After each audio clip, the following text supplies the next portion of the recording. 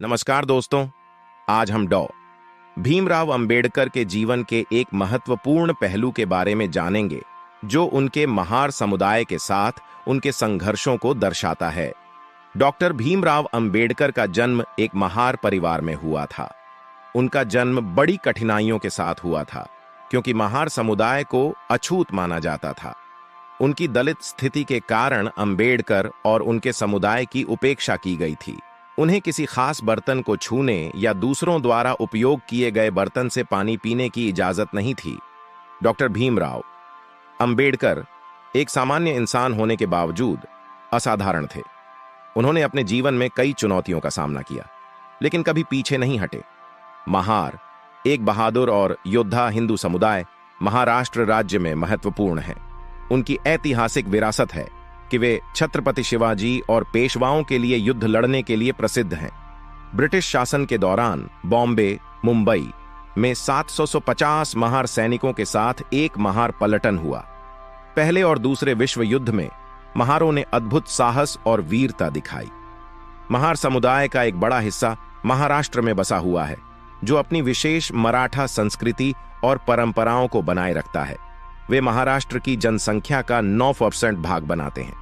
वर्तमान में भारतीय सेना में महार पलटन की कई पलटनें हैं। यह उपलब्धि डॉक्टर भीमराव अंबेडकर के अथक प्रयासों और समर्पण का प्रमाण है। भारत की स्वतंत्रता के बाद पहले भारत पाकिस्तान युद्ध के दौरान महार पलटन ने इस महत्वपूर्ण 14 दिवसीय संघर्ष के दौरान अद्भुत बहादुरी दिखाई। समय के साथ महारों ने अपने पारंपरिक व्यवसाय से सफाई कर्मचारियों के रूप में काम करना छोड़ दिया था। मृत पशुओं को निकालने और सार्वजनिक स्थानों को साफ करने का काम किया था, जिससे उन्हें अछूत माना जाता था। लोग उनसे शारीरिक संपर्क से बचते थे, उनके हाथों से पानी पीने से मना करते थे। उन्हें मंदिरों में प्रवेश करने की अनुमति नहीं थी और उन्हें सार्वजनिक कुओं और टैंकों का उपयोग करने से वंचित किया गया था। उन्हें कभी भी घटनाओं और समारोहों में शामिल होने की घोषणाएं नहीं मिली।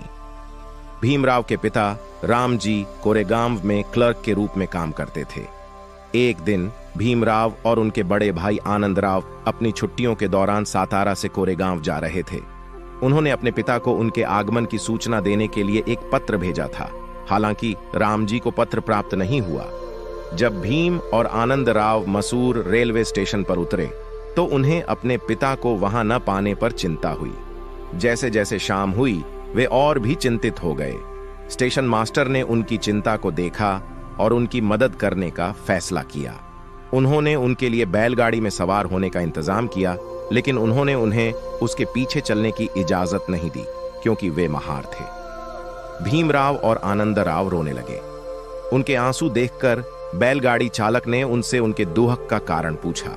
वे उसे भीख मांगने लगे, हमें पैदल न चलें, हम आपको डबल किराया दे सकते हैं, लेकिन कृपया हमें अंधेरे में अकेला न छोड़ें। डबल भुगतान की संभावना से प्रभावित होकर चालक ने अपना मन बदल लिया। उन्होंने उन्हें गाड़ी में बैठने की अनुमति दी, लेकिन उन्हें गाड़ी के पीछे चलना पड़ा। सफर बहुत लंबा था और जल्द ही उनके पैरों में छाले पड़ गए। दोनों भाई थके हुए, भूखे और प्यासे थे। जब वे आखिरकार घर पहुंचे तो उनकी हालत बहुत खराब थी। उन्होंने अपने पिता को घटना के बारे में बताया और उनके माता पिता बहुत दुखी हुए।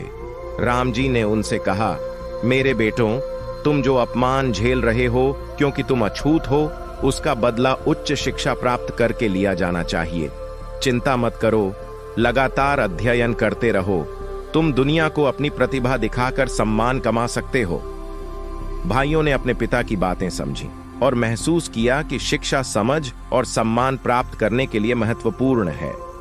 उन्होंने अपनी पढ़ाई में उत्कृष्टता प्राप्त करने का संकल्प लिया। एक दिन भीमराव बाल कटवाने के लिए एक नाई के पास गया और कहा, मुझे बाल कटवाने की जरूरत है। नाई ने भीमराव को एक महार लड़के के रूप में पहचाना और कहा, तुम अछूत हो, मैं तेरे बाल कैसे काट सकता हूं? जाओ और कभी वापस मत आना। भीमराव बहुत दुखी था और उसकी आंखों में आंसू थे। उसकी बड़ी बहन तुलसी ने उसे सांत्वना दी और खुद उसके बाल काटने की पेशकश की।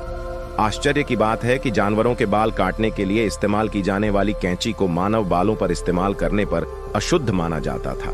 फिर भी तुलसी ने भीम के बाल काट दिए।